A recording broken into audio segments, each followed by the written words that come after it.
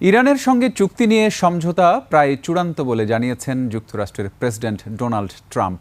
শিগগিরই চুক্তির বিস্তারিত ঘোষণা করা হবে বলে জানান তিনি।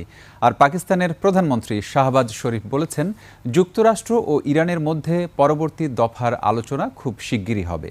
তবে তেহরান জানিয়েছে, যুক্তরাষ্ট্র ও ইরান অনেকটাই কাছাকাছি আসলেও এর মানে এই নয় যে সব বিষয়ে সমঝোতা হয়েছে।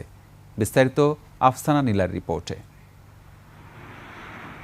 ইরানকে ঘিরে কয়েক মাসের সংঘাত আর উত্তেজনার পর এবার যুদ্ধবিরতি চুক্তি নিয়ে বড় অগ্রগতির দাবি করেছেন যুক্তরাষ্ট্রের প্রেসিডেন্ট ডোনাল্ড ট্রাম্প। তিনি জানিয়েছেন, যুক্তরাষ্ট্র, ইসরায়েল ও ইরানের মধ্যকার যুদ্ধ থামাতে সমঝোতার অধিকাংশ বিষয় নিয়ে আলোচনা হয়েছে।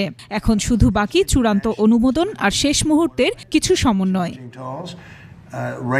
ট্রাম্প জানান, এ চুক্তির মধ্যে হরমুজ প্রণালী আবার খুলে দেওয়ার বিষয়টিও অন্তর্ভুক্ত থাকবে। তবে কবে নাগাদ এ চুক্তি হবে তা নিয়ে বিস্তারিত কিছু বলেননি। সামাজিক যোগাযোগ মাধ্যমে ট্রাম্প বলেন, শান্তি সংক্রান্ত একটি সমঝোতা স্মারক নিয়ে সৌদি আরব, সংযুক্ত আরব আমিরাত, কাতার সহ কয়েকটি দেশের নেতাদের সঙ্গেও খুব ভালো আলোচনা হয়েছে।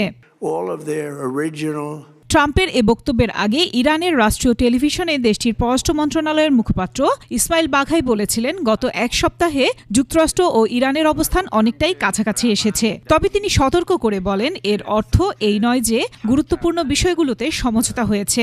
ইরানের পররাষ্ট্র মন্ত্রণালয় আরও জানিয়েছে, লেবানন সহ সকল ফ্রন্টে যুদ্ধ শেষ করার ওপর আলোচনায় মনোযোগ দিচ্ছে তেহরান। পাশাপাশি পরমাণু কর্মসূচি নিয়ে কোনো আলোচনা নয় বলে জানিয়েছে দেশটি।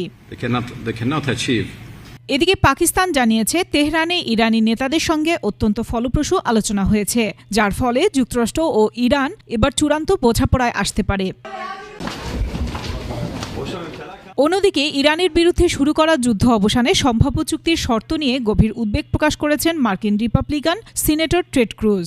আর সাম্প্রতিক সংঘাতে ইরান বিজয়ী হয়েছে বলে দাবি করেছেন ইসরায়েলের সাবেক নিরাপত্তা প্রধান জিওরো আইল্যান্ড। একই সাথে সম্ভাব্য চুক্তি নিয়ে ইসরায়েল সন্তুষ্ট নয় বলে জানানো হয় দেশটির পক্ষ থেকে।